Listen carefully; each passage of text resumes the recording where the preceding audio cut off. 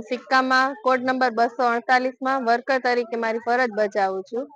અમે આજે અહીંયા શોક વ્યક્ત કરવા આવ્યા છે। અમારા વચ્ચેના એક બેન વર્કર બેન લીલાબેન નાથાભાઈ પરમાર મૃત્યુ માતામરણ થયેલ છે અને ઈ બી અમારા સુપરવાઇઝર ભાનુબેન જીવાભાઈ જાદવ ના ત્રાસથી, કારણ કે ઈ અમને બધાને બહુ માનસિક ત્રાસ આપે છે।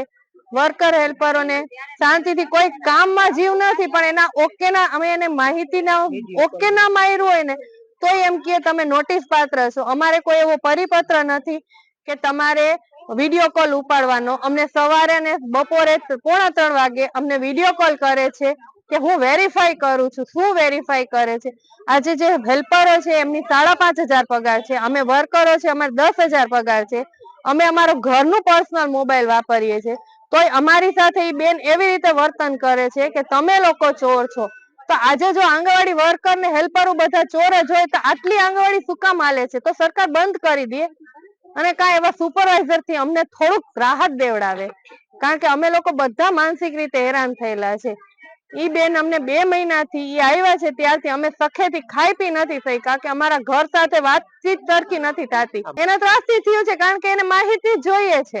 તમે દવાખાને જાઓ તોય તમે માહિતી દઈને જાઓ, એના પહેલા નહીં।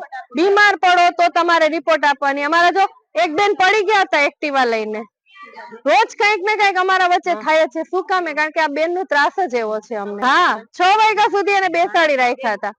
બધાને માનસિક એવો ત્રાસ તો આજે એનું બાળક જ વંચિત છે ને પોષણથી। હજી તો એ ધાવતું બાળક છે ને માં શું ને એ નહીં ખબર હોય, એની માએ નહીં જોઈ હોય કે મારી દીકરી કેવી છે। તો આજે ઈ અમારે કેને કેવું? અમારું કોઈ સાંભળ। અમારી માંગ ઈ જ છે કે અમારે ભાનુબેન ના માનસિક ત્રાસથી અમને છુટકારો લેવડાવો। અમારા સિક્કા સેજાના વર્કર શ્રી લીલાબેનનું માતા મૃત્યુ થયેલ છે અને તે બાબતે આજે બહેનો શ્રદ્ધાંજલિ આપવા એકઠા થયા છે। બહેનોની ફરિયાદ છે કે ભાનુબેન જાદવ મુખ્ય સેવિકા દ્વારા અમને માનસિક ત્રાસ આપવામાં આવેલ હતો। તો એ બાબતે મેં શનિવારે તારીખ 6 ના રોજ વર્કર બહેનો અને સુપરવાઇઝર બંનેને સાથે રાખી અને તેમના મતભેદો અંગે સમાધાન કરવાનો પ્રયત્ન કરેલ છે।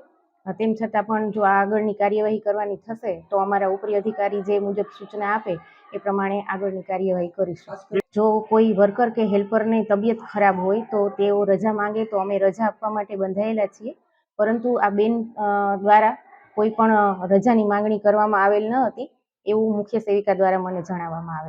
આ બાબતે અમે અમારા ઉપરી અધિકારી સાથે ચર્ચા કરીશું અને સૂચવ્યા મુજબની આગળની કાર્યવાહી કરીશું।